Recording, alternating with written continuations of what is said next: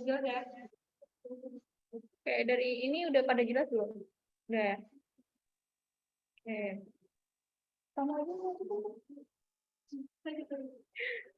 Oke, nah di sini udah masuk ke jenis-jenis variabel. Nah, dari teman-teman sendiri jenis-jenis variabel itu ada berapa sih yang teman-teman ketahui? Iya.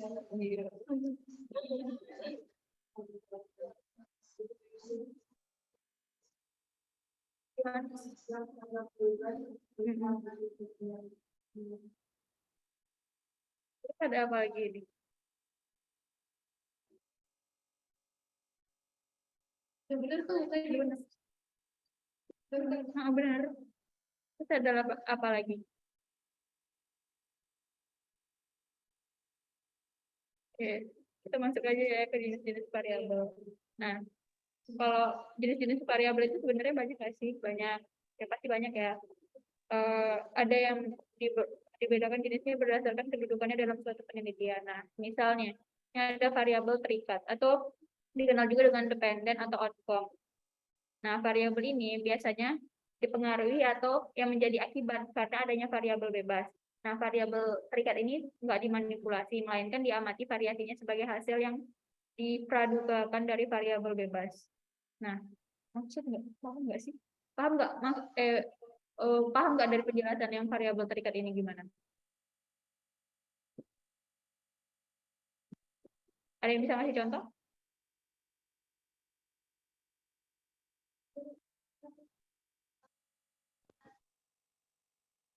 Kalian bersyukuran gimana?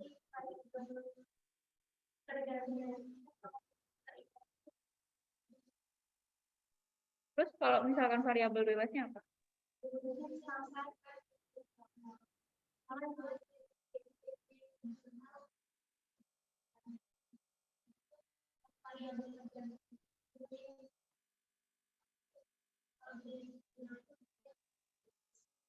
Ya, benar kok. Oke, yang di Zoom nih, kira-kira ada yang bisa ngasih contoh nggak sih variabel terikat? Bisa raise hand ya.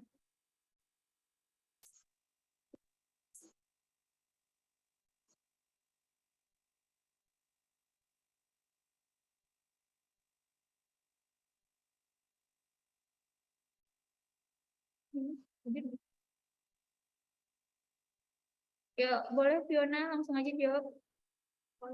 Siapa Willy? Willy Morina, Kak. Hmm. Contohnya mungkin gini, Kak. Misalnya kayak gini, judul penelitiannya kan, Kak. Apa namanya, hubungan kesepian dengan homoseksual pada narapidana gitu-gitu kan, Kak. Kalau variabel bebasnya itu kesepian, kalau variabel terikat atau dependen variabelnya itu yang homoseksual tadi, Kak. Gitu, Kak. Oke, thank you, Willy. Nah, terus karena tadi juga udah disebutin variabel bebas, nah kita masuk ke variabel bebas atau independent predict atau variabel independen atau juga bisa disebut dengan variabel prediktor. Nah, variabel bebas ini yang disebut juga kayak variabel sebab munculnya variabel terikat gitu, yang berarti dia yang mempengaruhi atau yang menjadi sebab dari perubahan. Nah, kalau misalkan di Nah, kalau misalkan dia masuk ke penelitian eksperimen, berarti variabel bebas ini yang dimanipulasi. Nah, oke. Kalau ada yang bisa ngasih contoh lagi nggak untuk variabel bebas? Tadi kan udah barengan nama terikat nih. Nah, yang bisa ngasih variabel bebas ada nggak?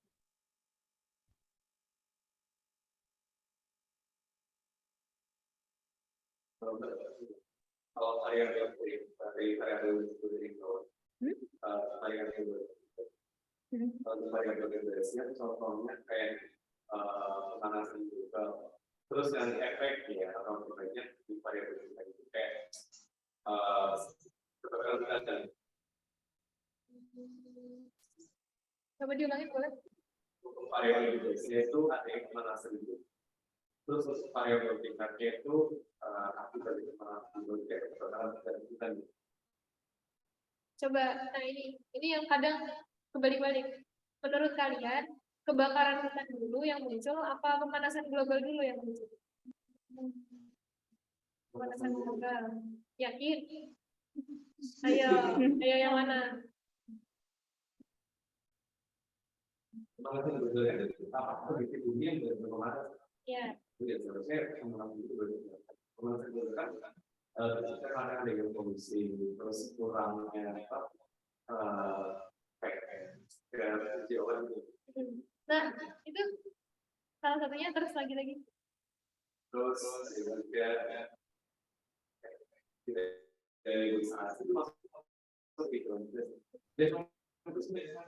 kebakaran hutan menurut kalian jadi penyumbang faktor pemanasan global atau enggak? Iya. Iya. Nah, ini yang perlu kita hati-hati ya. Ketika nentuin variabel itu kita benar-benar harus tahu perilaku variabel mana yang muncul duluan gitu. Variabel mana yang muncul duluan. Kalau misalnya kayak ibaratnya ini, kalau yang tadi dicontohin sama Ridwan, itu kayak kita ngedebatin telur sama ayam mana duluan. Soalnya kalau kita ngomongin pemanasan global dan deforest gitu ya, penggundulan hutan baik itu secara sengaja atau tidak sengaja, yang kebakaran hutan kan tidak sengaja ya, itu tuh timbal balik. Jadi pemanasan global itu salah satu faktornya juga karena banyaknya kebakaran gitu ya, kebakaran yang mungkin disengaja. Nah tadi mungkin bisa lebih clearkan lagi, tadi kebakaran hutannya itu karena dibakar atau memang karena alami gitu. Coba kalau Ridwan. Kalau saya eksekusi karena alami ya kita ada pemanasan. Nah, kalau alami, secara alami berarti kan dia muncul di belakang ya. Berarti pemanasan global dulu, baru kebakaran hutan dulu. Nah, yang tadi dicontohin Ridwan berarti benar. Jadi hati-hatinya mungkin gitu ya. Jadi kalau bikin contoh, pokoknya dibuat sejelas mungkin mana variabel yang muncul duluan kayak gitu. Nah, itu sebenarnya lebih nanti kalau kita ngomongin eksperimen sih. Itu nyambung banget gitu. Oke, Mbaknya lebih expert nih. Jadi kalau kalian mau nanya langsung aja ke Mbak Rista, expert banget dia. Oke, lanjut ke yang di Zoom, ada yang mau ngasih contoh nggak? Selain Willy ya.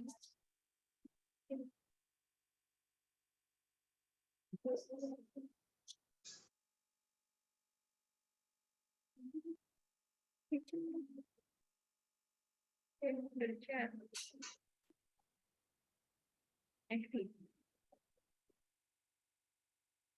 Yuk teman-teman yang jawab di Zoom. Gak pada tidur kan ya? Pinjam soal. Ya teman-teman yuk yang mau jawab siapa nih contoh variabel, atau mungkin teman-teman udah ada kepikiran nih. Kemarin kan banyak tuh ya yang ngetik di Padlet dari Mbak Rista pertemuan kemarin. Itu kayaknya udah keren-keren sih. Teman-teman boleh kok bilang sama Kak Indah nih biar Kak Indah perjelas. Yuk teman-teman yuk. Atau ini yang mau disebutin gak nih Kak Indah? Atau mau skip aja? Sebutin yuk satu orang. Oke. Aku tunjuk nggak apa-apa ya? Boleh, boleh. Maaf ya, ini soalnya kedengeran. Ada Kak Marsha, coba Kak Marsha. Kak Marsha ada di Zoom? Halo Kak Marsha. Halo, Ya. maaf tadi bisa diulang. Iya. Kak Marsha boleh nggak nih kasih contoh variabel ya Kak Indah ya? Variabel bebas. Oh, variabel bebas. Boleh Kak Marsha kasih Ya, contoh? boleh bebas. Sebentar ya, pikir-pikir dulu. Boleh.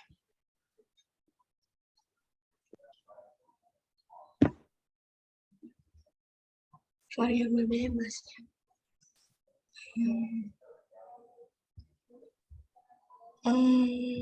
Mungkin tentang pendidikan lingkungan dengan kemampuan empati anak misalnya ya, contoh judulnya. Jadi kalau variabel bebasnya itu lebih ke pendidikan anaknya, pendidikan lingkungannya, terus kalau variabel tergantungnya itu kemampuan empati anak.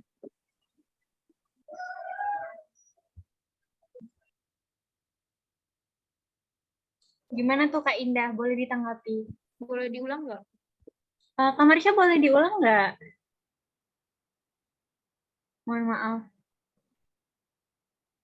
Halo Kak Marsha. Ya, kalau saya ini pernah ngerjain tugas, jadi itu judulnya itu perbandingan kemampuan empati anak sebelum dan sesudah mendapatkan pendidikan lingkungan. Nah, kalau untuk variabel bebasnya itu adalah pendidikan lingkungan, terus untuk variabel tergantungnya kemampuan empati anak. Benar. Oke, sip. Benar. Oke, kita lanjut ya ke variabel moderator. Nah, variabel variabel moderator itu apa sih? Variabel moderator itu variabel yang dapat memperkuat atau memperlemah hubungan antara variabel independen dan variabel dependen. Bisa lebih dijelasin? Moderator ini sebenarnya agak riskan ya, agak tricky. Dia tuh kadang bersifat sebagai penengah, kadang jadi kalau misalnya kita kan mau lihat ya bagaimana pengaruh variabel bebas ke variabel terikatnya. Nah, ibaratkan kalau di bagian itu di tengahnya ada moderatornya. Jadi ibaratnya kayak gini nih, sekarang kita lagi diskusi itu dimoderatorin kan. Misalnya kita mau bikin penelitian korelasi antara A dan B, tapi A dan B-nya tuh agak jauh. Mungkin karena konsepnya belum kuat, atau bahkan belum jadi teori misalnya. Atau mungkin teori yang dibahas itu cuma sama tokoh-tokoh yang masih sedikit gitu. Nah, itu kita bisa moderatorin dengan misalnya variabel di bawahnya itu misalnya A, B, X gitu di bawahnya. Nah, itu nanti untuk mengarahkan atau mengorelasikan A dan B nanti dibantu sama yang dikuatkan gitu ya, dipertegas atau dikuatkan lagi sama yang variabel X itu. Jadi itu fungsinya sih moderator. Ada juga yang mediator, pokoknya namanya tuh mirip-mirip tapi fungsinya beda-beda kayak gitu. Oke, udah deh. Semoga udah jelas ya kayak gitu. Contohin dong, Pak. Contohnya misal kita mau bikin eksperimen ya, kita bikin eksperimen mengetahui tingkat kita meningkatkan kemampuan berpikir secara cepat gitu ya, berpikir cepat gitu dengan konsumsi kafein misalnya gitu. Jadi kalau kita minum kafein, menambah asupan kafein di diri kita, nanti kita berpikirnya lebih cepat kayak gitu ya. Nah, ternyata teori yang kita coba cari soal korelasi antara kafein dengan kemampuan kognitif itu sedikit banget. Nah, terus kita tambahin satu moderator, misalnya atensi. Jadi atensi itu kan kalau kita semakin menaruh perhatian, kita mikirnya jadi lebih cepat kan, daripada kalau diganggu, ke distract, kayak gitu. Kita tambahin satu moderator atensi gitu. Jadi nanti pertambahan kafein dan atensi bisa sama-sama meningkatkan kecepatan berpikir. Nah, kayak gitu contohnya. Kebayang nggak? Kebayang? Kayak ibaratnya kita mau bangun jembatan tuh dari A ke B, kita korelasikan. Nah, kita bantu kita bikin jembatannya itu pakai atensi itu tadi. Kayak gitu. Jadi semakin mudah korelasinya dari A ke B-nya itu tadi. Oke, itu sih intinya moderator.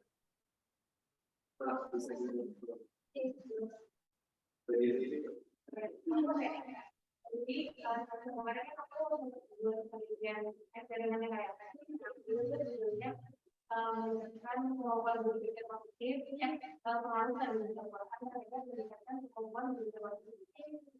Jadi itu hasil penelitian ini sesuai dengan teori yang di awal gitu. Apa share juga sama gitu. Kemudian diberikan pada bertiga apa itu yang disebut moderator itu. Iya, bisa. Jadi sebenarnya ya, kalau kita bikin penelitian korelasi, ketika hasilnya ternyata tidak berkorelasi, itu banyak kemungkinannya. Salah satunya, mungkin terlalu jauh. Ibaratnya kayak kita mau ke Gracia gitu ya, tapi kita turun dulu ke bawah gitu. Nah, jadi nggak nyampe tepat ke sana. Nah, biar nyampe tepat ke sana, kita bantu pakai moderator variabel ketiga gitu. Jadi biar dari sini mikirnya ke sini, mikirnya ke sana gitu. Jadi kan kita mikirnya gini, kalau penambahan kafein kemudian nanti bisa meningkatkan atensi. Habis atensi yang meningkat, nanti berpikirnya jadi lebih cepat. Nah, kayak gitu loh. Jadi kalau misalnya punya kamu tadi, mungkin tadabbur Al-Quran bisa meningkatkan kemampuan berpikir positif gitu ya. Sebenarnya kalau kita logika bisa loh, iya nggak sih? Kayak kita ngebaca ayat-ayat Al-Quran aja udah menenangkan gitu ya. Apalagi tambahin treatment itu kan dia eksperimen ya. Treatment itu mungkin ditambahin yang lain, jadi bisa lebih muncul lagi perilaku yang berpikir positifnya itu. Jadi sebenarnya mungkin bukan tidak efektif, tapi kurang aja. Jadi kurang muncul, kurang mempengaruhi gitu.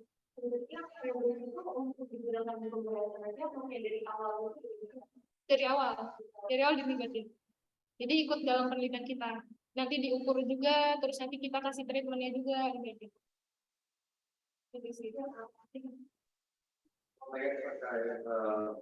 Nanti yang koreksi ya, kalau misalnya masalah dari sebuah penelitian ada yang konformitas pada anak kecil yang MPV. Nah, itu kan contoh ada anak kecil yang main sebelumnya mungkin tapi ada si anak itu dia main sama teman-teman itu main HP, tapi dia nggak punya HP. Oke, terus ketika si anak kecil itu bergabung sama circle-nya itu, dia itu kan malah itu nggak beda. Nah, efeknya kan itu kan yang efek jadi efek dia main kan itu kan terikat kan. Oh, iya. Terus kan ya teman konformitinya kan itu, dan konformitinya itu biasanya ada apa sih? Oh, itu tergantung kamu ini. Jadi tempatin variabel itu bisa jadi independen atau dependen, tergantung kita sebagai peneliti maunya dia itu jadi apa pertama. Tapi kita bisa nentuin itu dari mana gitu kan pertanyaannya. Dari kajian teorinya. Jadi kajian teorinya, iya. Kalau misalnya kamu nemu ternyata aspek-aspek konformitas itu salah satunya bisa dipengaruhi karena lingkungan. Nah, itu kan tadi yang main HP lingkungannya ya. Nah, berarti nyambung dong. Nah, makanya kalau di variabel yang penelitian yang korelasional, kita itu kuat-kuatan kajian teori juga. Jadi kajian teorinya diperkuat, kalau bisa aspeknya itu salah satunya harus sudah beririsan gitu sama variabel lainnya. Jadi dua variabel ini kayak ada yang serupa gitu, tapi bukan yang tumpang tindih ya. Tapi kayak, oh ini kayaknya kita bisa nemu, misalnya kayak tadi ya, yang konformitas ini salah satu aspeknya itu pengaruh lingkungan gitu. Oh ternyata pengaruh lingkungan itu coba kita main di lingkungan pertemanan gitu.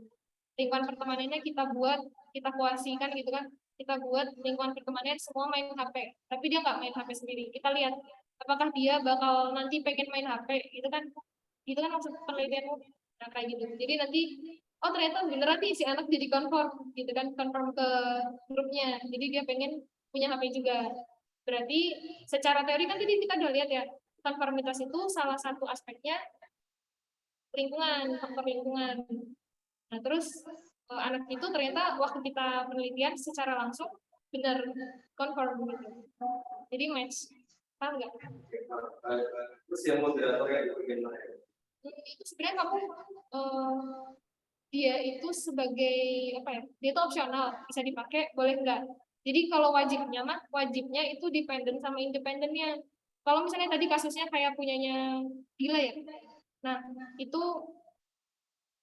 terlalu jauh korelasinya, boleh kita moderatori gitu. Bisa pakai variabel ketiga. Tapi kalau misalnya kayak tadi kan udah cukup jelas ya dari kajian teorinya. Jadi nggak perlu, nggak apa sebenarnya. Kalaupun mau ditambahin boleh juga, nggak apa-apa juga. Itu tergantung kamu ngarahin penelitian kamu mau kayak gimana sih. Mau tanya, variabel moderatornya apa kontrol? Beda. Kalau kontrol nanti ada di eksperimen biasanya. Kalau di korelasi nggak pakai kontrol, nggak apa-apa. Jadi kontrol itu salah satu variabel bebas. Ibaratnya kayak sampel. Nah, kayak kita tuh mau bikin larutan gitu ya, atau campuran gitu. Variabelnya itu misal air putih sama air susu. Nah, yang variabel bebasnya misalnya air susunya ya, itu kelompok air susunya. Nah, kalau si sampel itu nanti misalnya kadar susunya beda-beda, ada yang cuma 20%, ada yang 40%, ada yang 60%. Nah, kontrol itu salah satu sampel itu tadi. Nah, jadi kontrol itu nanti ada kontrol negatif, ada positif, ada kelompok treatment, masih banyak lagi. Oh ya, Ada lagi mau nanya? Mbak Ristanya masih ada nih. Oke.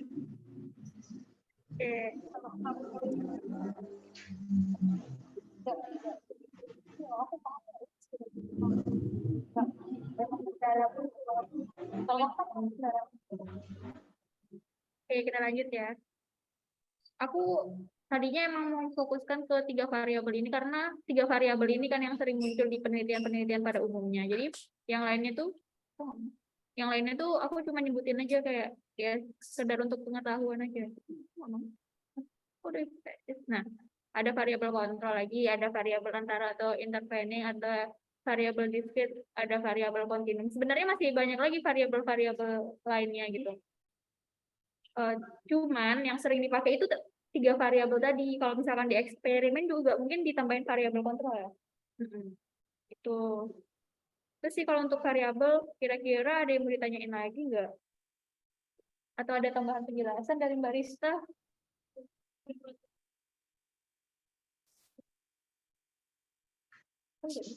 Iya. Udah jelas ya sampai sini. Kalau nggak ada yang bertanya, aku anggap jelas. Oke, lanjut ke hipotesis. Nah, sebelumnya teman-teman tahu nggak hipotesis itu apa? Oh, hipotesis apa? Dugaan. Terus apa lagi? Oke, dugaan ya. Oke, jadi hipotesis itu apa sih sebenarnya? Hipotesis itu terdiri dari 2 kata. Yang hipo artinya sementara atau lemah kebenarannya. Tesis artinya pernyataan atau teori. Jadi hipotesis itu adalah pernyataan yang masih perlu diuji kebenarannya ya. Jadi kayak cuman prediksi gitu. Nah, hipotesis ini apa? Hipotesis ini berupa pernyataan prediktif yang spesifik, jelas, dan dapat diuji mengenai kemungkinan hasil dari studi penelitian ilmiah berdasarkan sifat tertentu dari suatu populasi, seperti asumsi perbedaan antara kelompok pada variabel tertentu atau hubungan antar variabel. Sampai sini jelas nggak? Ya, jelas ya. Nah, apa sih fungsi hipotesis itu? Ada yang bisa jawab? Selain yang di slide.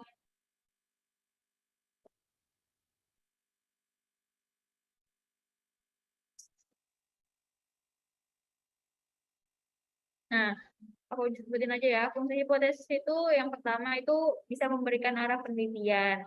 Terus juga dia juga bisa menspesifikasikan fokus penelitian kita tuh kemana gitu. Terus membantu membuka teknik penelitian yang tepat. Nah, dari misalkan kita udah nentuin hipotesisnya, jadi kita tahu kita mau pakai teknik penelitian yang mana nih. Terus melindungi dari blind research dan research, terus memastikan keakuratan dan ketepatan dari penelitian kita, terus menghemat sumber daya kayak waktu, uang, dan energi. Oke, sampai sini jelas ya? Oke. Nah, jenis-jenis hipotesis. Hipotesis itu jenisnya ada banyak. Di sini ada korelasional, komparatif, alternatif, nul, mayor, minor. Nah, kalau korelasional itu kayak menjelaskan antara sedikitnya 2 variabel kayaknya. Kayak contohnya nih kayak ada hubungan antara self esteem dan impulsive buying gitu. Terus kalau misalkan yang komparatif itu kayak perbandingan antara variabel. Kayak ada perbedaan impulsive buying pada mahasiswa laki-laki atau perempuan dan perempuan. Terus, nah sampai di situ ada yang mau ditanyakan nggak? Sebelum lanjut lagi. Nggak ada, paham ya? Jelas ya? Terus ada lagi namanya hipotesis alternatif. Hipotesis alternatif ini di sini diartikan hipotesis yang mendukung penelitian. Dinyatakan dalam KA atau H1. Nah, dalam hipotesis alternatif ini ada 2 jenis lagi, hipotesis berarah sama hipotesis tidak berarah.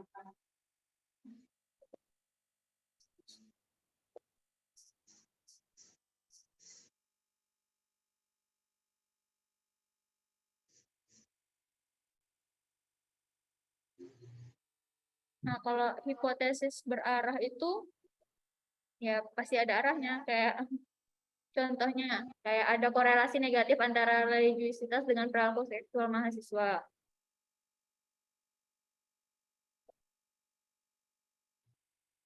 Nah, kalau misalkan yang tidak berarah itu contohnya kayak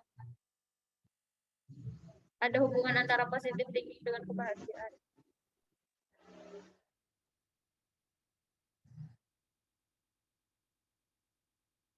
Jelas nggak?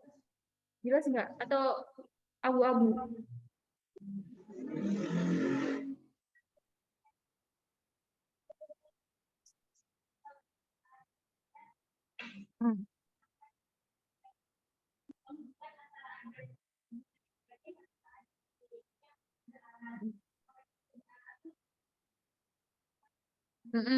Benar kayak gitu.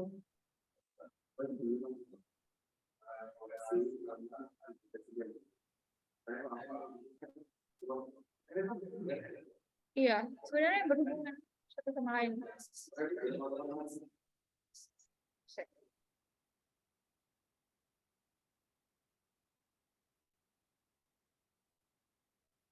Alternatif sama korelasi ya.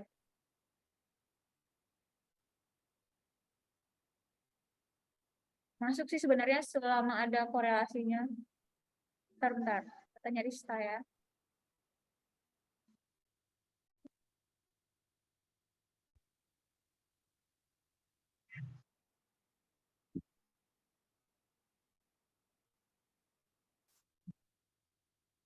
Ya, ada hubungannya antara yang berubah sama yang korelasional. Itu berarah. Sebenarnya sama aja sih kayaknya, cuman kayak beda-beda nama gitu aja dan kadang kayak ya kayak yang dibilang Sani tadi sih. Sebenarnya masuk ke korelasional sih antara kalau misalkan itu penelitian korelasional dia pasti masuk ke korelasi gitu. Kan ada hubungan ada hubungan dan tidak ada hubungan ya hipotesis itu.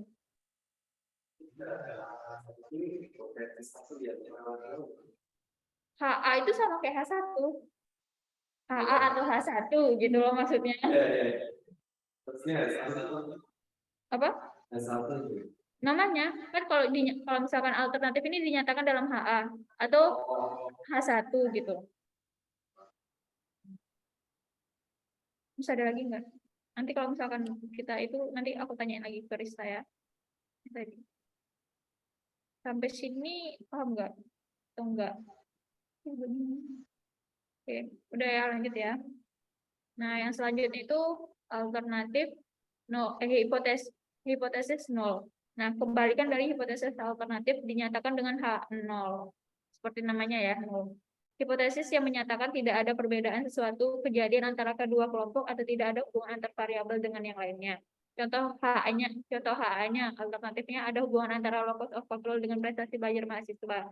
H0-nya tidak ada hubungan antara locus of control dengan prestasi belajar mahasiswa. Jelas ya perbedaannya?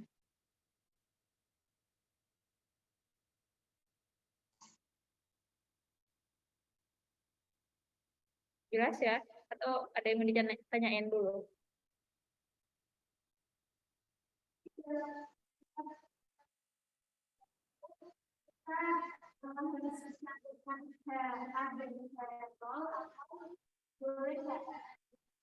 Sebenarnya nggak mesti sih, kayak boleh kayak gitu aja boleh. Tapi kadang ada sebagian yang mencantumkan juga gitu. Kalau dibilang terserah, aku juga takut bilang terserah atau enggak ya. Bentar ya. Kita skip dulu. Bentar.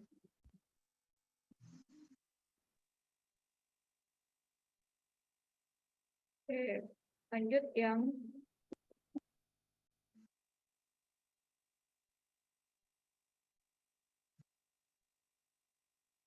barista nanya. Kalau yang alternatif itu sama kayak korelasional nggak? Hipotesisnya. Oh,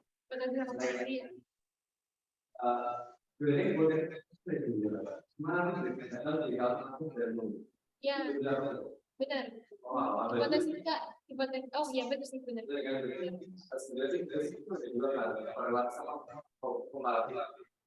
Nanti pelaksanaan hipotesisnya itu bagi dua cabang olahraga di dalam apa hipotesis rumusan alternatif dan umum. Iya benar. Kalau dikorelasi sama komparatif itu jenis-jenis ya. Jadi pakai salah satu aja. Nah, terus tadi Ridwan bilang alternatif dan H0 itu sama. Benar. Benar. Jadi kalau enggak, itu kalau bikin hipotesis harus lengkap. Kayak gitu ada alternatif atau H1 dan H0. H0 itu yang tidak. Jadi kita kalau baca hipotesis itu kan pasti ada dua ya berpasangan ya. Pasti berpasangan itu. Misalnya hipotesis dari penelitianku, misalnya aku mau bikin penelitian penambahan gula pengaruh penambahan gula terhadap tingkat kemanisan susu gitu kan. Gitu ya. Terus hipotesisku kayak gini. Penambahan gula akan meningkatkan kadar kemanisan pada susu. Itu H1 alternatif. Hipotesis alternatif. Kalau H0-nya itu tinggal kamu tambahin tidak. Jadi penambahan gula tidak akan meningkatkan rasa manis pada susu, misalnya kayak gitu. Jadi yang alternatifnya ibaratnya tuh kayak hipotesisnya berarti kamu benar gitu ya. Alternatif yang diterima. Kalau tidak diterima atau ditolak, biasanya berarti yang diterima itu H0-nya, ya kan? Karena kan berarti tidak ada pengaruhnya nih. Penambahan gula terhadap tingkat kemanisan susu nggak ada pengaruhnya kayak gitu. Paham ya? Itu Berarti antara A sama H0 itu pasti ada di dalam satu penelitian gitu. pasti ada. Tapi kadang ditemuin nggak ada tuh, nggak ada H0-nya gitu. Itu gimana? Oh, itu cuma nama lain. Oh, pas nggak ada tidaknya. Nggak ada tidaknya. Itu gimana? Itu sebenarnya wajib dicantumin atau enggak? Harusnya dicantumin sih. Soalnya ya misalnya ya, jadi ibaratnya kayak kita menduga-duga sesuatu, itu siapkan dua kemungkinan nggak sih, kayak berhasil atau tidak berhasil gitu kan. Nah, nanti waktu di kesimpulan itu nuliskannya misalnya kalau berhasil gitu, berarti H alternatif diterima kan, hipotesis alternatifnya diterima dan H dulu ditolak kayak gitu. Jadi kalau kalian bikin kesimpulan di eksperimen itu pasti kayak gitu. Jadi seharusnya lengkap sih.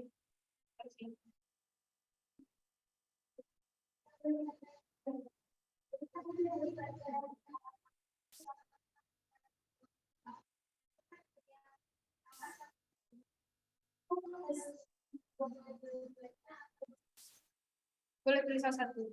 Soalnya itu macam-macam kan. Nanti juga ada hipotesis minor, mayor. Nah, itu macam-macam aja gitu. Jadi boleh dipakai, boleh enggak.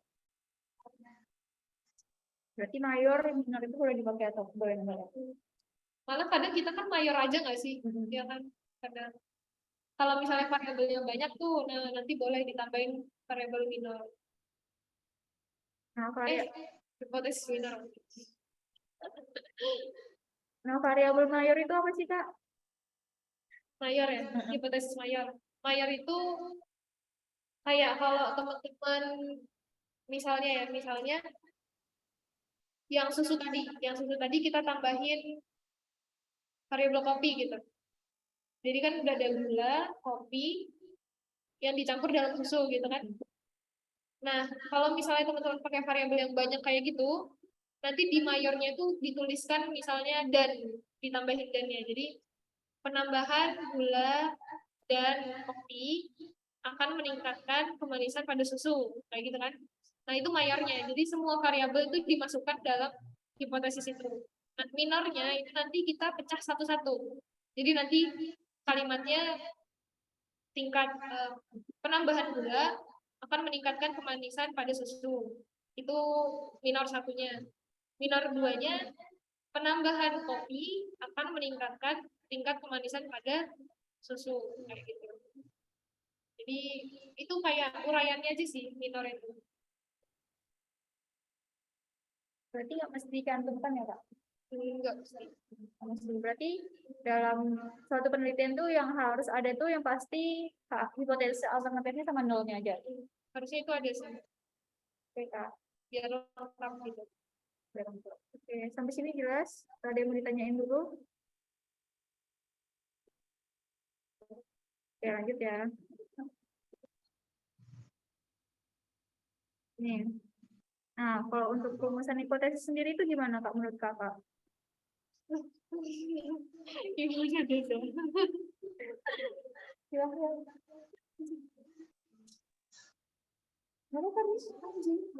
Nah, kalau misalkan perumusan hipotesis itu dituliskan dalam bentuk pernyataan ya, mengenai hubungan paling sedikit antara dua variabel. Nah, dalam perumusan sendiri itu kayak sifatnya itu harus empiris, dapat diuji secara empiris, terus simple and clear, dituliskan secara jelas dan dengan bahasa yang meyakinkan. Terus juga dituliskan dengan spesifik dan relevan. Jadi kayak nggak singkat-singkat gitu, harus spesifik dan memiliki relevansi dengan topik. Kan kalau misalkan kita tulis hipotesis tapi nggak relevan sama topik kan kayak nggak nyambung gitu ya.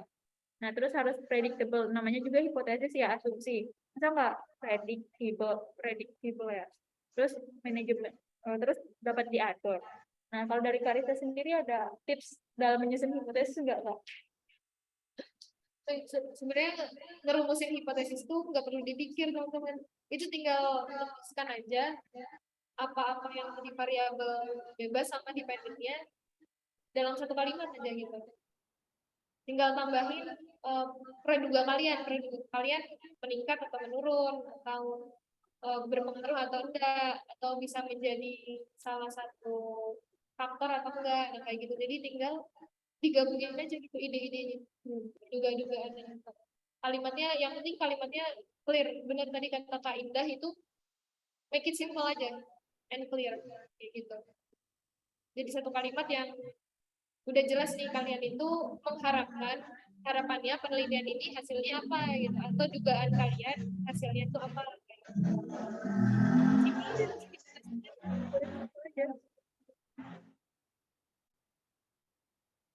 Yang nggak simple nanti pengujiannya Gimana tuh, Kak? analisisnya gitu kan. Berarti kalau kemudian hipotesis itu harus dengan analisis data gitu ya? Iya. Nah, kalau misalkan di kualitatif itu sendiri ada hipotesis nggak sih, Kak? Nah, ini menarik pertanyaannya. Kalau hipotesis di penelitian kualitatif menurut kalian gimana? Contohnya bisa kebayang nggak kayak gimana contoh?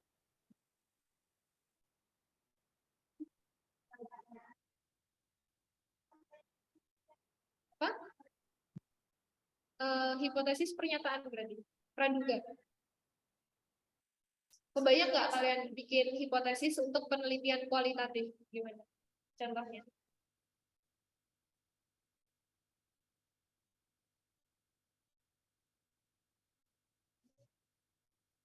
Nggak ada ya? Nggak mungkin ya kayaknya ya. Ya, jadi kalau di kualitatif itu jarang banget ada hipotesisnya. Karena kalau bedanya di kuantitatif sama di kualitatif, ini yang paling jelas. Kalau di kuantitatif kita tuh udah tahu arah tujuan penelitian kita kemana.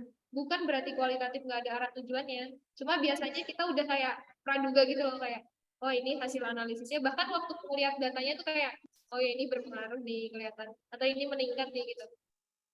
Bahkan dari sebelum penelitian itu dimulai kita harus udah punya praduga gitu kan. Nah bedanya kalau di kualitatif kita tuh nggak boleh punya praduga, nggak boleh. Kita peneliti kualitatif itu terjun ke lapangan ibaratnya kayak gelas kosong. Jadi nanti kita nyerap hal-hal yang ada di sekitar kita gitu, diobservasi, kemudian kalau butuh diwawancara, butuh lagi di tes, misalnya ada tes untuk asesmen, nah kayak gitu kalau di kualitatif. Jadi memang untuk penelitian kualitatif nggak perlu ada hipotesisnya. Jadi soalnya kalau kalian udah kayak termindset gitu kan, kayak misalnya aku mau neliti soal kasus LGBT di Yogyakarta gitu, di kalangan mahasiswa kayak gitu ya. Terus aku udah punya praduga kalau wah ini pasti anak-anak mahasiswa nih yang dia punya perbedaan orientasi seksual nih kebanyakan anak FTI gitu. Terus misalnya, sorry kalau dia anak FTI ya. Nggak mungkin ya. Terus ini pasti kebanyakan yang suka ke gym gitu. Kalau aku udah punya praduga dari awal, nah itu aku udah bias. Pasti nanti aku cuma nyari datanya ke gym doang atau ke anak FTI. Padahal mungkin masih banyak lagi kayak mahasiswa di luar itu yang punya orientasi seksual yang berbeda kayak gitu. Jadi kalau bisa di kualitatif malah kita jangan punya praduga atau jangan ngejudge duluan kayak gitu. Itu sih penting itu memang membedakan itu. Di break dulu aja. Kita break bentar ya teman-teman. Azan.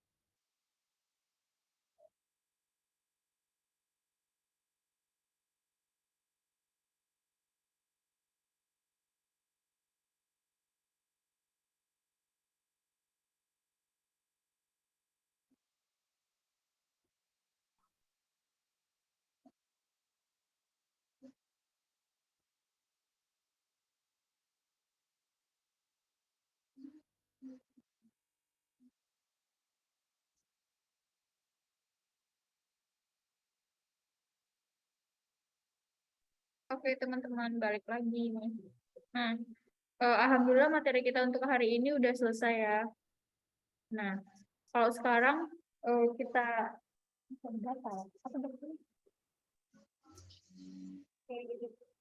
kita sharing ide penelitian teman-teman gimana? Udah pada punya ide kan? Penelitiannya gimana?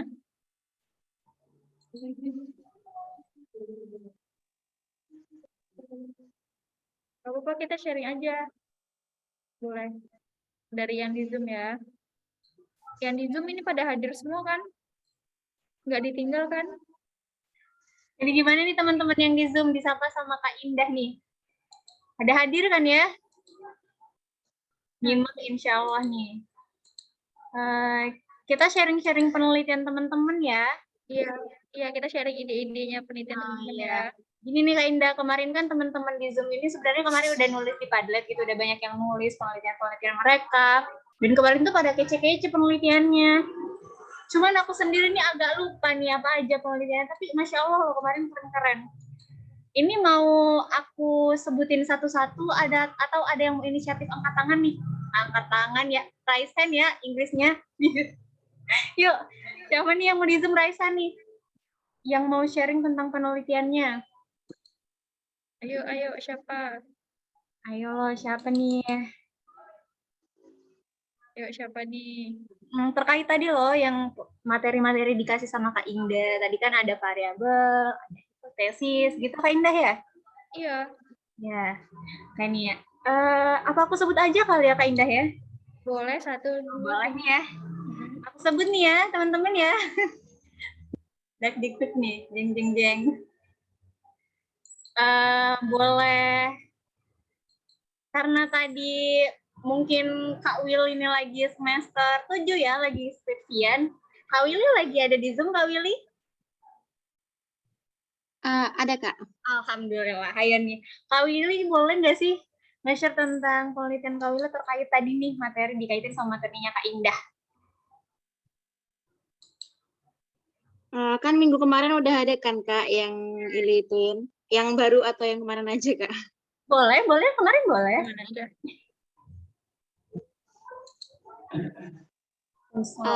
Kalau untuk ide penelitian atau judul penelitian yang kemarin kan Kak, itu ini Kak, hubungan kesepian dengan homoseksual pada narapidana di lembaga pemasyarakatan itu gitu Kak. XX gitu. Itu untuk judul yang kemarin, minggu kemarin. Kak. Kalau untuk yang minggu ini ada lagi nggak yang baru? Atau masih yang itu? Ada sih Kak, tapi cuman yang ini cuman kayak muncul idenya dulu, belum ada dipahamin lagi atau apa gitu Kak. Apa tadi kalau boleh tahu diulangin judulnya tolong? Oh yang tadi Kak. Hubungan kesepian dengan homoseksual pada narapidana di lembaga pemasyarakatan XX. Gitu. Hubungan kesepian dengan homoseksual pada narapidana di lembaga pemasyarakatan. Di lembaga pemasyarakatan Muaro Padang.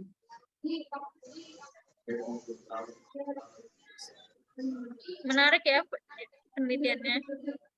Ini kuantitatif ya? Iya Kak. Keren. Oke, makasih Willy.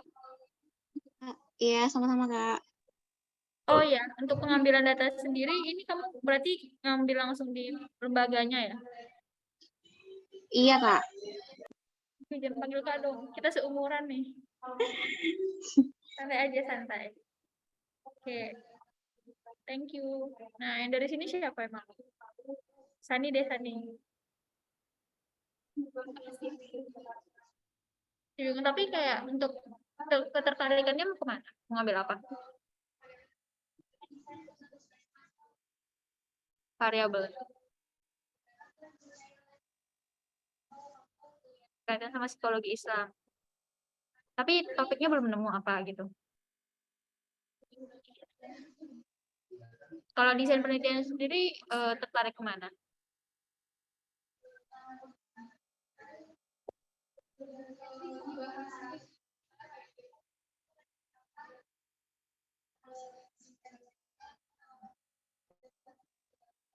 Korelasi aja ya. Oke. Bisa nih ya, cari lagi idenya.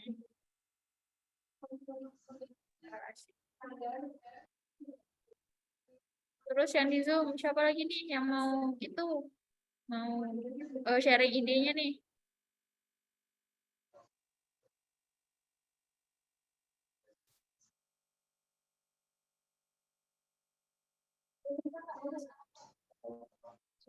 Ya cerita aja. Di kelas penelitian itu nanti teman-teman yang punya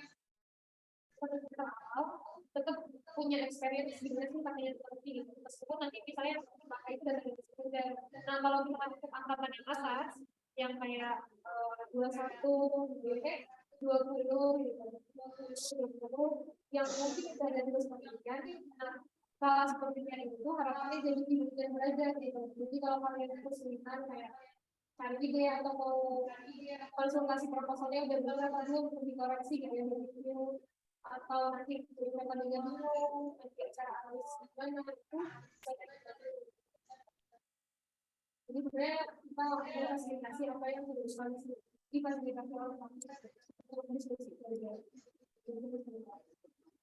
Kalau udah gitu ide penelitian boleh saya ditugaskan sama dulu ya, pasti ada sebenarnya kan.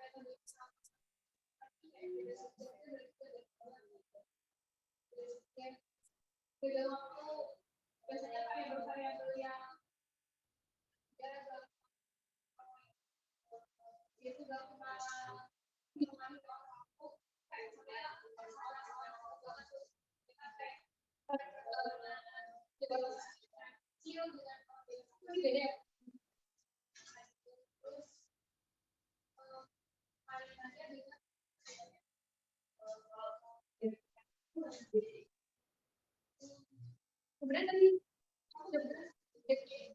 beda itu berarti udah ada terus aplikasinya harus sampai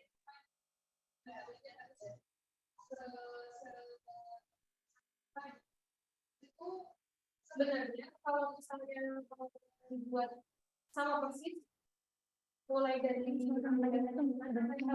subjek ini itu nggak pernah malah bagus. Jadi kamu udah punya satu standar. Oh ini ada peneliti yang bikin eksperimen kayak gini.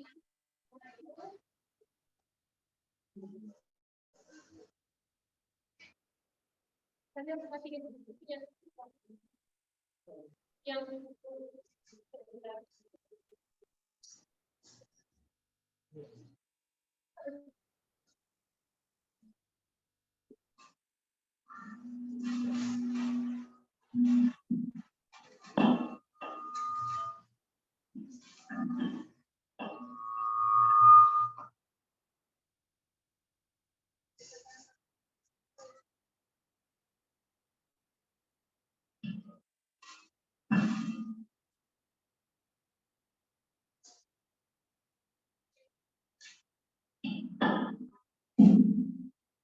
Nah, kalau tadi kan pertanyaan di gila ya, itu gimana sih kita harus mereplikasi penelitian eksperimen. Nah, bagusnya malah kalau penelitian eksperimen itu sama persis metodenya. Jadi nanti kita buat cara pengambilan datanya itu pakai alat ukur apa, itu harus sama. Terus misalnya pelatihan yang diberikan atau treatment yang diberikan itu apa, harus sama berarti kan. Modulnya kayak gimana, itu kalau benar-benar mau replikasi ya, itu berarti kan kayak copy paste gitu. Kalau misalnya replikasi dengan modifikasi, nah nanti itu bisa lebih fleksibel lagi, kayak misal pengambilan datanya, skalanya misalnya kalau tadi PWB ya, berarti ya psychological well-being, kesejahteraan psikologi. Nah kalau misalnya pakai PWB, berarti kan alat ukurnya udah ada itu ya, gampang banget. Terus tinggal dipakai gitu. Habis itu misal yang kita modifikasi itu treatmentnya, misal karena kalau kita lihat di jurnalnya itu dia nggak melampirin modulnya, jadi kita nggak tahu cara ngelakuin pelatihan kayak gimana. Nah itu terus kita bikin pelatihan sendiri dengan metode kita sendiri gitu. Gak apa-apa gitu. Jadi nggak replikasi banget, tapi ya memang dengan modifikasi gitu. Jadi pelatihannya mungkin beda, atau mungkin nggak pakai pelatihan, tapi pakai aktivitas yang lain gitu, misalnya ngerjain tugas, atau nanti di tahun nonton film, misalnya kayak gitu. Tapi yang pasti dalam menentukan kriteria itu harus tahu dasarnya apa. Di eksperimen itu susahnya itu.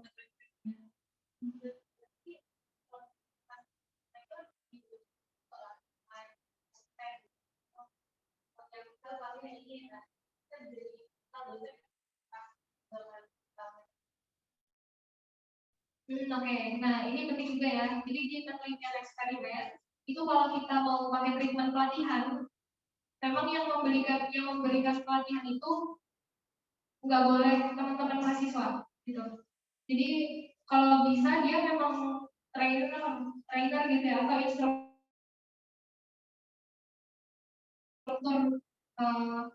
pelatih gitu. Itu karena ya kita nggak punya kompetensi untuk pelatih gitu pertama. Terus itu kan udah masuk ke dalam apa namanya, kita tuh kalau sebut kan ada psikoedukasi itu kan perlakuan gitu ya, perlakuan yang non pelatihan. Jadi kalau di psikologi itu kita ada dua kategori besar perlakuan itu. Perlakuan itu maksudnya penanganan psikologis gitu ya. Penanganan psikologis itu ada yang pelatihan, ada yang non pelatihan. Kalau non pelatihan itu contohnya kayak psikoedukasi, misalnya juga ngasih seminar, ngajar, nah itu boleh dilakukan oleh yang kayak kita ini, mungkin yang lagi belajar psikologi, mahasiswa S1 itu boleh. Tapi kalau biasanya yang penanganan dengan pelatihan gitu ya, itu harus dari S2 kayak gitu, atau mungkin S1 tapi yang sudah tersertifikasi, misalnya jadi asesor gitu atau jadi trainer kayak gitu baru. Ya emang kalau nanti teman-teman mungkin perannya akan jadi fasilitator sih. Di nyiapin tempatnya mungkin, atau menghubungin pematerinya kayak gitu. Panitia sih gitu. Kayak gitu. Terus kalau yang angkatan 21 nih, nah kalian kan karena belum ada tugas untuk penelitian ya di semester ini. Nah sebenarnya bisa juga sambil ngasah keterampilan peneliti itu sering-sering baca jurnal. Gak cuma di review, tapi dari review jurnal yang udah banyak banget itu sebenarnya kita bisa bikin penelitian sekunder gitu ya, penelitian yang kita nggak harus ambil data langsung, datanya kita nggak perlu ibaratnya nggak perlu data mining gitu, nggak perlu gali data sendiri, tampil data sendiri, tapi kita pakai data yang sudah dicarikan gitu, bisa sumbernya dari Badan Pusat Statistik di websitenya ya, BPS bisa. Terus mungkin kalau teman-teman yang klinis gitu mau ambil data dari rumah sakit, dari puskesmas atau dari fasilitas kesehatan lainnya itu bisa banget. Terus, nah bagusnya lagi kalau di literatur review ini teman-teman dibiasain untuk baca banyak banget literatur dan bisa narik kesimpulan dari berbagai literatur itu. Jadi nanti temuin findingsnya itu ternyata misalnya kita mau mengevaluasi pelayanan kesehatan gitu ya, pelayanan kesehatan di sekarang Jawa sini misalnya. Sesimpel itu kok sebenarnya. Terus nanti kita lihat dari data-data websitenya gitu ya, fasilitas kesehatan apa aja sih yang udah dimiliki sama puskesmas di seputaran Jakarta gitu. Terus kita lihat misal kita kalau evaluasi berarti kita lihat seharusnya puskesmas itu punya standar fasilitas seperti apa. Nah kita bentrokkan tuh realita dan gejalanya kan. Itu udah jadi satu penelitian. Jadi sebenarnya penelitian tuh gak susah yang kayak harus cari variabel yang kayak gimana gitu kan. Terus literaturnya harus yang pakai teori-teori klasik gitu. Teman-teman cuma nge-evaluasi, mengobservasi yang ada di sekitar itu udah jadi satu penelitian. Gitu. Jadi cari yang deket-deket aja. Gitu sih. Tambahannya mungkin. Sama untuk teman-teman yang udah punya ide, boleh banget kalau dikonsultasikan di kelas ini gitu. Kalau misalnya teman-teman ada mau tanya, silakan.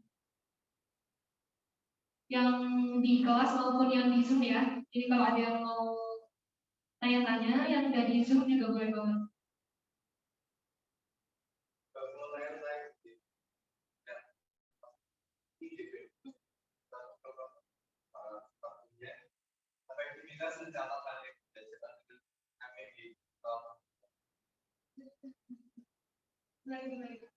Iya, salah satu teman kita yang ada di kelas, namanya Ridwan. Nah, ini dia pemikiran sebuah ide penelitian, di mana dia mau mengkomparasi berarti ya, komparasi mana yang lebih efektif antara mencatat dengan digital, gitu kan, dengan dibandingkan dengan mencatat di media analog gitu, misalnya kayak buku gitu kan. Itu boleh banget tuh, itu masuknya nanti ke jenis penelitian komparasi. Tapi kalau misalnya kamu mau dibuat eksperimen juga sebenarnya bisa. Kalau misalnya dikomparasi itu dia sebatas kita lihat mana yang lebih unggul. Jadi misal kita kan kita mau bandingin dua kelompok nih, kita bandingin dua kelompok antara mencatat di buku dengan mencatat di iPad gitu misalnya ya. Digitalnya kamu kepikiran apa? Oke, iPad, HP, laptop ya. Nah, kalau di eksperimen itu harus kita tentukan banget satu perlakuan aja. Kalau misalnya tadi kayak mau dibandingkan nih, kita kan mau lihat positif negatifnya kalau yang di analog dan digital itu kayak gimana kan. Nah, itu berarti lebih cocok komparatif, gitu kan, dibandingkan aja. Kalau misalnya mau tahu lebih efektif yang mana, itu harus perlakuannya itu harus spesifik. Jadi misal kalau yang untuk kelompok analog, kita pilih buku gitu ya, jadi mencatat di buku. Kalau perlakuan yang di kelompok digital, kita fixin semuanya, kita spesifikkan semua, mencatatnya di handphone. Nah kayak gitu, jadi nanti dua kelompok ini kita bandingkan. Coba kalau kelompok ini yang pakai HP, yang ini yang pakai buku, kita sama-sama di ruang kelas, pelajarannya sama, waktu belajarnya sama, terus kondisinya ya, kondisi awal atau baseline-nya sama. Jadi mereka semuanya misalnya udah sama-sama makan siang gitu. Terus semuanya sama-sama anak semester 5 gitu, pelajarannya sama. Jadi nanti kita minimalisir kemungkinan variabel pengganggu dalam penelitian kita. Itu berarti ranahnya ya eksperimen. Gitu. Jadi tergantung kamu mau eksplor sejauh mana sih. Mau cuma membandingin antara dua kelompok itu, atau mau sampai cari efektivitasnya gitu ya. Memang kalau membandingin itu maksudku ini, kayak yang nampak di luarnya aja gitu. Kayak misalnya kelebihan kekurangan kayak gitu kan. Mungkin kayak kalau kelebihannya yang analog lebih simpel, datanya terpusat, terus mudah dibawa-bawa kayak gitu. Nah kalau efektivitas itu kan sampai kepada tahap sejauh mana dia bisa menerima ilmunya, karena treatmentnya itu, gitu. Bedanya di situ. Itu sih kayaknya Ridwan udah deh. Keren itu idenya. Nanti kalau misalnya mau, tapi saran aku coba dikomparasikan dulu aja. Soalnya kalau eksperimen itu butuh waktu yang ini sih banyak dan energinya juga banyak. Sementara kalau komparasi kamu bisa cuma literal review bisa. Nah itu dia. Benar sih untuk teman-teman sebenarnya literal review itu juga bisa dimodifikasi loh. Tergantung mungkin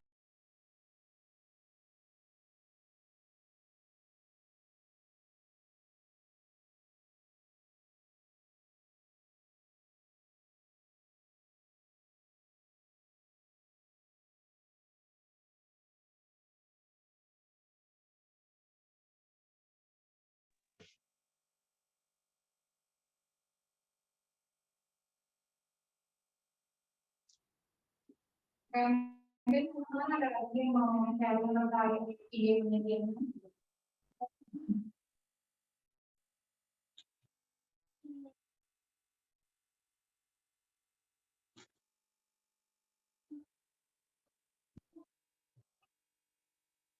Tugas kelas boleh kan Kak Rista? Tanya tugas kelas pakai ada eksperimen. Oh, nanti sendiri.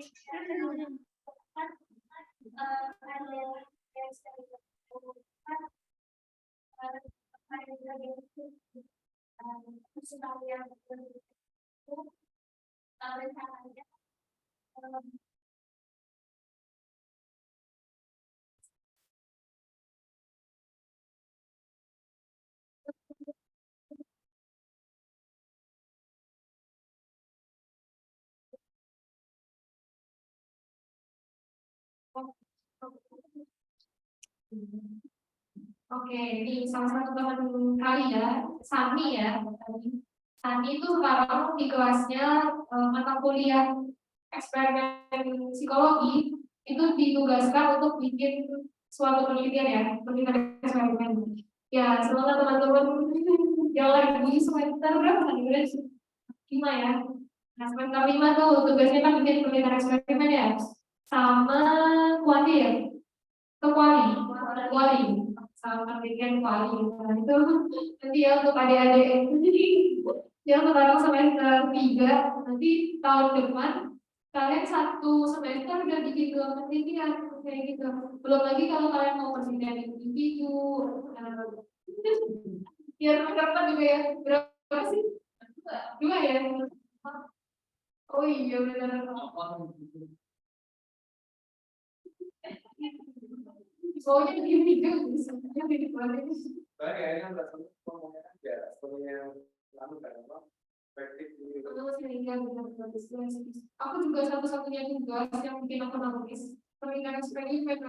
Sebenarnya aku nangis karena kayak ya Allah dari 5 orang satu kelompok. Yang ini cuma 2 orang, cuma aku sama teman-teman. Sedih juga lagi banget. Mulai dari itu semua dulu, pelaksanaan, mau berdua kami, itu satu-satunya aku nangis karena tugas kuliah. Apa? Dilakuin.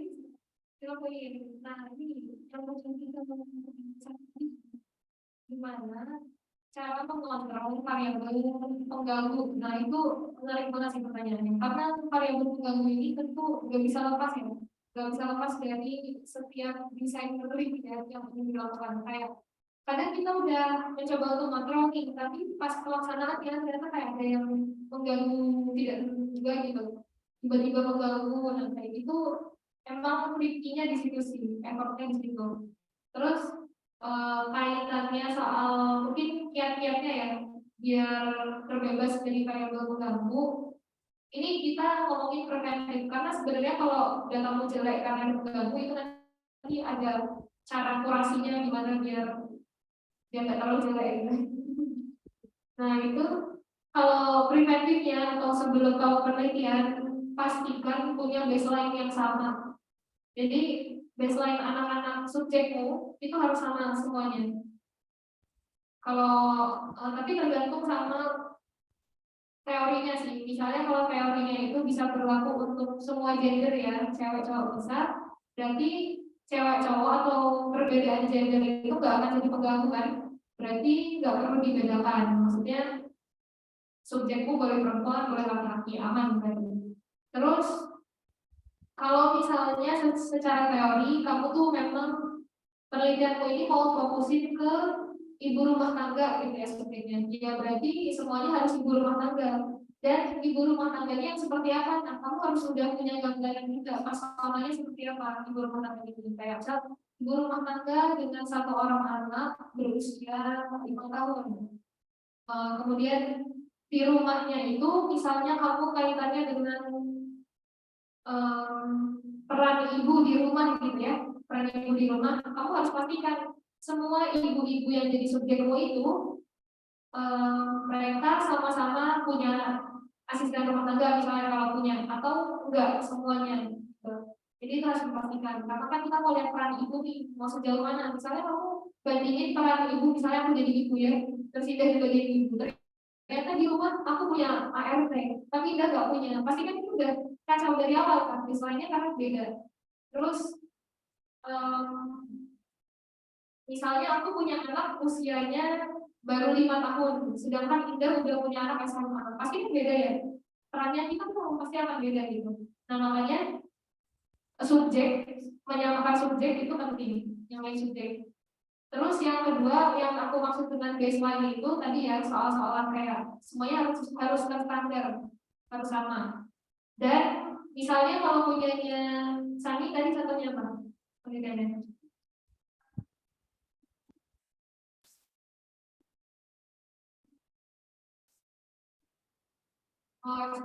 Expressive writing untuk meningkatkan kebersyukuran ya. Oke. Ini juga penelitianku eksperimen waktu itu soal kebersyukuran. Aku untuk menurunkan stres akademik. Kalau kamu kan untuk meningkatkan kebersyukuran pakai expressive writing gitu kan. Kalau aku aku menurunkan burnout akademik dengan kebersyukuran. Itu kita harus tahu ininya sih, kayak mereka itu di awal punya tingkat kebersyukuran yang sejauh mana. Itu kita harus pastikan dari awal betul-betul, misalnya kita satu kelompok nih. Kita satu kelompok, misal aku tingkat kebersyukuranku ternyata dari skala 10, aku 7 bersyukurnya. Tapi Zahra di sana misal punya tingkat kebersyukuran akan hidupnya 9. Nah, di situ harusnya aku sama Zahra, itu kan kita karena levelnya cukup jauh ya, antara 7 sama 9. Itu jangan dipakai, jangan antara aku yang dibuang atau Zahra yang dibuang, kayak gitu. Kalau misalnya kamu cari yang rendah kan pastinya kan untuk meningkatkan. Nah, kalau misalnya kamu ambil Zahra sebagai subjek, nanti susah ningkatinnya kan. Udah karena nilainya udah 9, kamu harus ningkatin jadi 10 gitu, dan itu cuma satu tingkat meningkatnya, itu jadi kurang kelihatan hasil penelitiannya. Jadi kalau bisa, misalnya kategorinya lebih rendah gitu ya. Misal contoh Indah gitu. Indah tingkat kebersyukurannya 2, terus misal tingkat kebersyukurannya 3 gitu. Nah itu masih dekat-dekat kan, dan dalam kategori rendah gitu. Jadi kami ambil yang tingkat kebersyukurannya itu. Dan pentingnya juga nih, ini ngomongin soal eksperimen ini banyak banget yang harus dipikirin. Waktu kita nyari subjek, sebenarnya kita bisa juga sebar ke semua orang ya, ke banyak orang gitu. Kita ngelakuin screening. Yang pertama kayak dari kuesioner kebersyukuran. Kita screening misal sebarin ke seangkatan gitu. Nah nanti data-data yang masuk pasti kan beragam ya. Nah Sani bisa tuh lakuin namanya inklusi dan eksklusi. Inklusi itu kan include ya. Kita include itu apa? Memasukkan gitu ya. Mengikut sertakan subjek dengan hasil skala kebersyukuran itu ternyata rendah gitu. Saya rendah kita anggap itu 2 sampai 4, jangan ya 2 sampai 3 itu kita anggap rendah gitu. Jadi nanti Sani ambil atau inklusikan data-data yang nilainya 2 sampai 3. Nah itu dari situ kita udah punya baseline yang sama, kita punya start point yang sama gitu ya dengan kebersyukurannya. Terus gimana jadinya kalau ternyata hasil data yang kita inklusikan sedikit banget, ya cari lagi. Nggak ada jawabannya, ya cari lagi gitu. Terus kalau eksklusi itu kan artinya membuang ya, exclude. Silakan dibuang yang tinggi-tinggi itu dibuang coret aja, nggak usah dipakai datanya. Terus kalau sebenarnya ini ada pengaruhnya juga sih, misalnya kalian udah lakukan ini ya pencarian subjek itu beda-beda waktunya kan. Misalnya kalian tentang buka kuesioner itu seminggu gitu. Aku ngisi di hari ketiga kamu nge-share. Ini misal isinya sudah di hari ke-6, terus Dara udah ngisinya nanti di hari ke-7. Nah, waktunya beda-beda. Sebenarnya data yang kayak gitu kalau di statistika itu jadi bisa masuk ke data time series. Cuma kalau di psikologi mungkin nggak akan sedalam itu. Jadi anggaplah datanya itu ya kita ambil di waktu yang sama gitu ya, dalam kurun waktu seminggu itu. Nah, cuma nanti bagusnya lagi di waktu sebelum kalian ngasih perlakuan, ngasih pelatihan, itu dites lagi. Jadi kita benar-benar tahu nih kondisinya benar-benar masih rendah atau enggak. Soalnya misalnya dalam jangka waktu aku sebelum ikut pelatihannya ternyata aku banyak mendapatkan apa ya, kenikmatan atau keberkahan gitu ya. Jadi aku banyak bersyukur gitu. Nah itu kan jadi beda lagi kacau. Jadi awalnya di screening bagus, ternyata pas pelatihan dia udah bersyukur gitu. Dipastikan lagi saat pelatihan itu memang orang-orang ada di posisi yang sama, masih sama gitu. Itu ya caranya, karena yang paling mengganggu itu faktornya banyak di subjek. Kalau desain kan kita bisa prepare dari awal ya, kita bisa bikin desain yang sama sesuai gitu. Tapi kalau soal subjek, apa yang terjadi sama subjek itu kita kadang nggak bisa ngetrack, gitu kan. Nah, bagus lagi kalau kamu sebagai peneliti tahu orang per orangnya, kayak subjek kamu misalnya kayak, oh si Zahra ini dia angkatan 21 sekarang lagi nggak ikut organisasi apa-apa, aku kenal orangnya gitu. Terus sekarang mungkin yang bikin dia stres akhirnya ini ada ABCD gitu ya, masalah-masalahnya. Nah itu aku kenal secara personal, misalnya kalau Ridwan aku kayak kurang tahu nih, ini ternyata Ridwan di hari keberapa sebelum pelatihan dia dapat prestasi gitu kan, atau di-upload di UI Yogyakarta gitu. Jadi dia sebagai mahasiswa berprestasi gitu kan, jadi bersyukur kan. Nah, kalau saya kamu bisa nge-track kayak masing-masing orang yang ini apa yang terjadi sama dia, bagus lagi, itu jadi makin terkontrol gitu. Nah, kalau pas pelatihannya yang pasti harus dikontrol sih, sesuaikan pelaksanaan kegiatan sesuai dengan modul. Udah intinya itu aja. Kalau kamu udah punya modul, udah punya panduan kegiatannya kayak gimana, pelatihannya kayak gimana, udah tinggal dilaksanakan sesuai dengan yang sudah direncanakan. Pastikan aja ketika pelatihan itu, kalau offline kan bisa kelihatan ya, kita bisa amati. Kalau misalnya online, ya pastikan mereka on cam kayak gitu, jadi bisa diobservasi. Terus soal ini nih, ruangan, kayak ruangannya kalau saya standar aja sih, mungkin nggak terlalu terang, nggak terlalu gelap, anginnya mungkin sirkulasi udaranya atau suhunya nggak terlalu dingin, nggak terlalu panas kayak gitu. Standar-standar aja yang bikin semua orang nyaman. Itu sih kayak paling yang bisa diamati nanti ngantuk atau enggak, lapar atau enggak gitu. Jadi kalau bisa benar-benar semuanya dalam kondisi psikologis yang oke gitu. Stabil lah gitu, nggak yang kekurangan banget atau enggak kelebihan banget. Itu sih. Sama nanti kalau di akhir ternyata tetap datanya kayak apa ya, kurang bagus gitu ya, kita sebenarnya bisa lakuin beberapa analisis buat datanya itu, jadi kita ya sedikit mainkan lah biar kelihatan hasilnya. Mungkin itu pembahasannya di kesempatan lain ya. Oke, bisa dipahami ya. Mungkin atau ini waktunya udah. Misal ada yang kayak Boleh banget, nanti boleh tanya di grup atau PC juga boleh. Oke, dibalikin ke ini lagi ya. Ini waktunya udah mau habis sih sebenarnya. Sampai 4 Sedikit lagi, sedikit kamu ada gambar. Sedikit lagi kamu ada gambarnya. Tutup aja udah. Balikin ke kita. Oke, mungkin materi dari aku cukup sekian ya teman-teman. Dan untuk selanjutnya aku balikin ke kita lagi ya. Oke nih, gimana ya teman-teman? Alhamdulillah udah ya, materinya lengkap banget kayaknya. Teman-teman gimana nih? Seru ya? Insya Allah, tapi kedengeran kan tadi?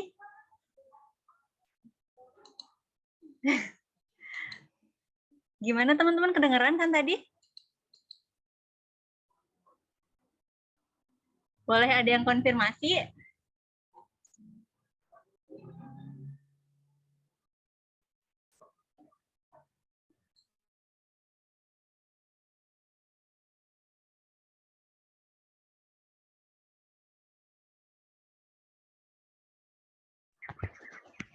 Kedengeran Kak, tapi kurang jelas sedikit.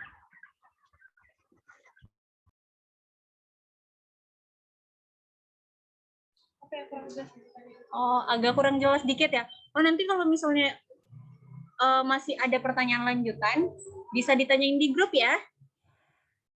Boleh? Boleh Kak. Oh, boleh. Tapi teman-teman, aku izin nanya dulu nih. Insya Allah pekan depan teman-teman bisa hadir kan ya di kampus ya? Kalau nggak ada acara Kak.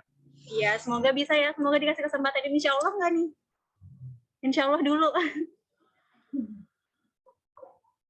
Insya Allah ya.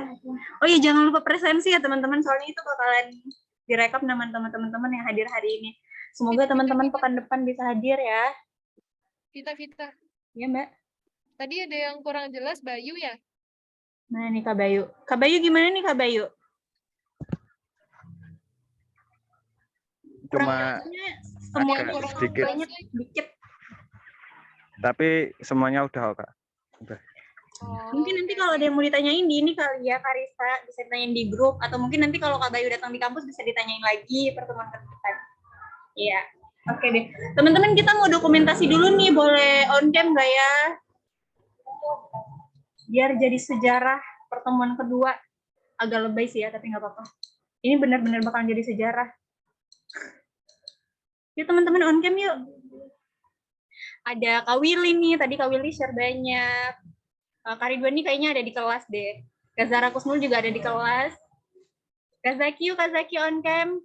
Ada Kak Mifta juga. Kak Mifta tadi sempat on cam ya di awal. Ada Kak Dewi Nurindah. Yuk Kak Dewi Nurindah on cam. Kak Hana nih tadi yang sakit ya. Kak Hana semoga cepat sehat. Terus Kak Bayu, yuk Kak Bayu on cam yuk. Kita mau dokumentasi aja. Oh, ada Kak Ardito juga. Ada Nabila juga di kelas nih, Nabila Dian. Ada Safira Daisani juga udah di kelas ya. Boleh on cam teman-teman. Ada Kak Ulia Syifa, Kak Afi Lutfia, sama Kak Alkof. Yuk, udah pada on cam belum nih? Udah. Baru 4 ya yang on cam ya. Ini sangat kurang. Ini teman-teman nih boleh on cam nggak? Recordingnya seperti